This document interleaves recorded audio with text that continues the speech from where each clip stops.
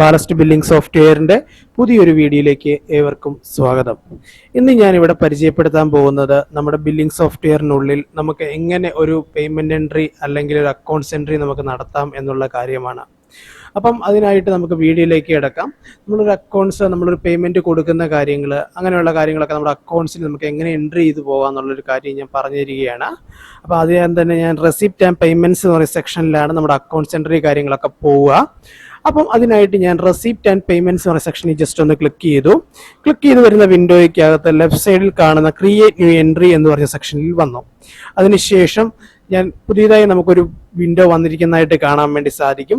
ഇതിനുള്ളിൽ രണ്ട് സെക്ഷൻസ് ഉണ്ട്, ഒന്ന് റെസിപ്റ്റും ഉണ്ട്, ഒന്ന് പേയ്മെന്റ്സും ഉണ്ട്. ഏത് സെക്ഷനിൽ വേണേലും നമുക്ക് ടിക്ക് ചെയ്ത് നമുക്ക് പേയ്മെന്റ് കാര്യങ്ങളൊക്കെ എൻട്രി ചെയ്ത് പോകാൻ വേണ്ടി സാധിക്കും.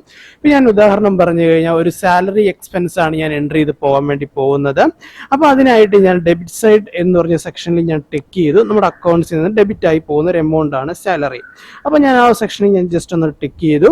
അതിനുശേഷം എമൗണ്ട് എന്ന് പറയുന്ന സെക്ഷനിൽ അവിടെ ഞാൻ നമ്മുടെ സാലറി എമൗണ്ട് ഞാൻ ജസ്റ്റ് ഒന്ന് എൻട്രി ചെയ്ത് കൊടുക്കുകയാണ്. ജസ്റ്റ് ഒന്ന് സാലറി എമൗണ്ട്. അതിനുശേഷം നെയിം എന്ന് പറഞ്ഞൊരു സെക്ഷൻ നിങ്ങൾക്ക് ഇവിടെ കാണാൻ വേണ്ടി സാധിക്കും.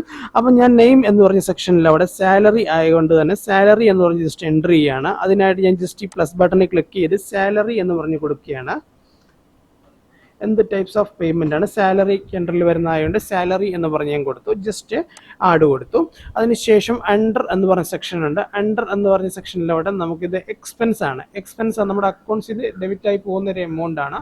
ഒന്നെങ്കിൽ പാർട്ടി വൈസിൽ പാർട്ടിയുടെ പേര് കൊടുത്ത് നമുക്ക് എൻട്രി ചെയ്യാം, അല്ലെന്നുണ്ടെങ്കിൽ ഒരു എക്സ്പെൻസ് എന്ന് പറഞ്ഞ കാറ്റഗറിയിൽ മാത്രം പെടുത്തി നമുക്ക് എൻട്രി ചെയ്ത് പോകാൻ വേണ്ടി സാധിക്കും. അപ്പം ഞാൻ ജസ്റ്റ് അവിടെ ക്ലിക്ക് ചെയ്തു. അതിനുശേഷം ഞാൻ എൻ്റർ കീ പ്രസ് ചെയ്തു. എൻ്റർ കീ പ്രസ് ചെയ്യുന്ന സമയത്ത് നമ്മുടെ കസ്റ്റമേഴ്സിൻ്റെ list, direct expense, indirect expense, അങ്ങനെ ഒരുപാട് കാറ്റഗറീസ് വന്നിട്ടുണ്ട്. അപ്പോൾ ഞാൻ കോമൺ ആയിട്ട് തന്നെ ഡയറക്റ്റ് എക്സ്പെൻസ് എന്ന് പറയുന്ന സെക്ഷനിൽ എൻട്രിൽ ഞാൻ ഇതിനെ കൊണ്ടുപോവുകയാണ്. ജസ്റ്റ് ഡയറക്റ്റ് എക്സ്പെൻസ് എന്ന് മാത്രം ഞാൻ കൊടുക്കുകയാണ്. അതിനുശേഷം പെയ്ഡ് ബൈ എന്ന് പറഞ്ഞ് കൊടുക്കുന്നുണ്ട്. അത് ഗൂഗിൾ പേ ആണോ, ക്യാഷ് ആയിട്ടാണോ, UPI ആയിട്ടാണോ കൊടുത്തിരിക്കുന്നത് എന്നുള്ള കാര്യം നമ്മൾ ചൂസ് ചെയ്ത് കൊടുക്കുക. UPI സെലക്ട് ചെയ്യുക. അതിനുശേഷം കാറ്റഗറി, എന്തെങ്കിലും ഒരു സ്പെഷ്യലൈസ്ഡ് ആയ കാറ്റഗറി അണ്ടറിൽ പോകുന്ന പേയ്മെന്റ് ആണെങ്കിൽ നമുക്ക് മാനുവലായിട്ട് ടൈപ്പ് ചെയ്ത് കൊടുക്കാം. അതെല്ലാം നോർമൽ ആയിട്ടുണ്ടെന്നുണ്ടെങ്കിൽ അങ്ങനെ കൊടുക്കാം. ഏത് രീതിയിൽ വേണമെങ്കിലും നമുക്ക് എൻട്രി ചെയ്ത് പോകാൻ വേണ്ടി സാധിക്കും. എന്നിട്ട് റെഫറൻസ് ആയിട്ടൊരു നോട്ട് കൂടെ കൊടുക്കാൻ പറ്റും. ഒന്നെങ്കിൽ UPI പേയ്മെന്റ് ആണെന്നുണ്ടെങ്കിൽ എൻ്റെ ട്രാൻസാക്ഷൻ ഐഡിയോ കാര്യങ്ങളൊക്കെ നമുക്ക് കൊടുക്കാൻ വേണ്ടി സാധിക്കും.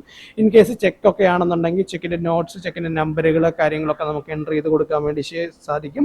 അതിനുശേഷം ജസ്റ്റ് ആഡ് എന്ന് പറഞ്ഞ ബട്ടണിൽ മാത്രം പ്രസ് ചെയ്യുക. പ്രസ് ചെയ്യുന്നതോടുകൂടി നമുക്ക് ഒരു എൻട്രി വരുന്നതായിട്ട് കാണാൻ വേണ്ടി സാധിക്കും.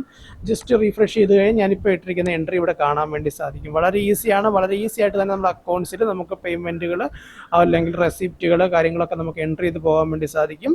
Thank you for watching videos.